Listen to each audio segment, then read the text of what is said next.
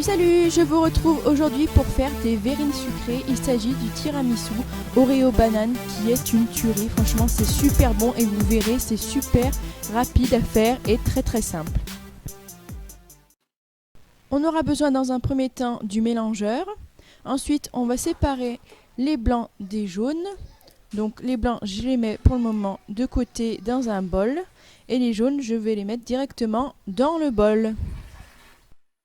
J'ajoute au jaune d'œuf la moitié du sucre qui est prévu dans la recette de base et je mixe en vitesse 7 pendant 1 minute 30. On ajoute le fromage blanc. Alors pensez bien à bien remuer le pot avant parce que la surface est plutôt liquide. On rajoute ensuite le mascarpone et on va mixer tout ça en vitesse 7 pendant 3 minutes avec le bouchon. Donc voilà pourquoi je vous ai dit avec le bouchon. On va ensuite couper une banane en rondelles. Alors au niveau de la banane, je vous conseille de la prendre qu'elle soit un petit peu comme celle-ci, avec qu'elle commence un petit peu à avoir des petites taches noires. Donc pas trop crue mais pas trop mûre non plus. Si elle est trop crue, ça va vous donner vraiment un goût amer. Et si elle est trop mûre, vous allez avoir un goût d'alcool, ça va pas être super. On transvase le mélange fromage blanc et mascarpone dans un récipient et on va mettre dans notre bol 3 blancs d'œufs. Donc pensez bien à bien sécher votre robot ainsi que l'accessoire si vous voulez que vos blancs en neige montent comme il faut, parce que j'ai vu que des personnes ont pas mal de soucis avec ça. Il suffit qu'il reste un petit peu de saleté ou un petit peu d'eau pour que vos blancs soient fichus. Alors moi, c'est pas précisé dans la recette, mais je rajoute toujours une petite pincée de sel pour être sûr que mes blancs en neige vont monter correctement. On enlève le bouchon et on mixe en vitesse 7 pendant 2 minutes sans le bouchon. Quand le programme est fini, on rajoute le sucre restant par l'orifice, donc soit 25 g de sucre. Et on mixe de nouveau en vitesse 7, cette fois-ci pendant 4 minutes, mais toujours sans le bouchon.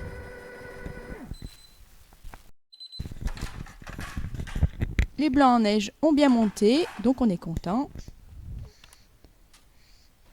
On met les blancs en neige dans la préparation précédente et on va tout doucement soulever les blancs en neige afin de ne pas casser leur effet. Si vous mélangez comme des brutes, vos blancs en neige vont tomber. Et votre préparation va être super liquide. Maintenant, c'est petite pause café. Non, je plaisante bien sûr. Donc vous avez besoin de café. Donc moi j'ai pris du café du Brésil. Vous trempez vos petits Oreos dans le café et vous les mettez dans des verrines. Donc moi c'est des verres parce que j'ai pas de verrine.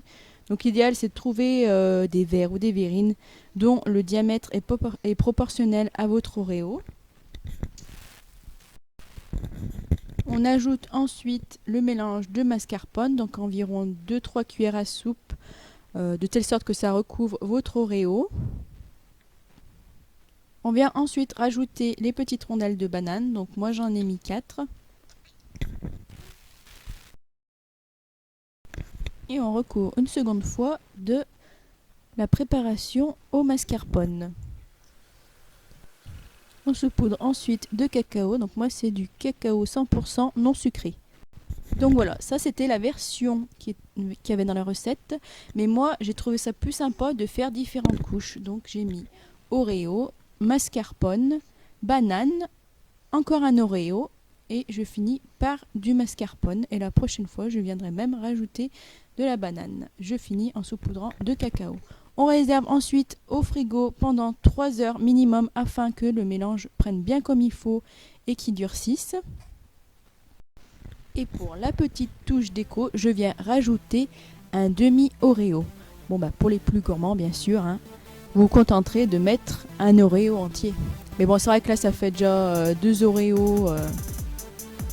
Si on en mettait un de plus, ça aurait fait 3 Oreos, ça commence à faire un peu too much. Donc voilà, j'espère que la recette vous aura plu. En tout cas, moi, elle a fait l'unanimité auprès de mes convives. Donc au début, quand ils ont vu Les coupes dessert, ils se sont dit mon Dieu, mais tout ce qu'il y a, et en fait ça s'est mangé super facilement. C'est peut-être du fait que voilà, c'est du fromage blanc, il n'y a pas que du mascarpone. Donc le fromage blanc, moi j'ai trouvé que ça allégeait pas mal la recette quand même, et ça passe super bien. Donc maintenant c'est à votre tour, et n'hésitez pas à me dire ce que vous en avez pensé dans les commentaires. À bientôt!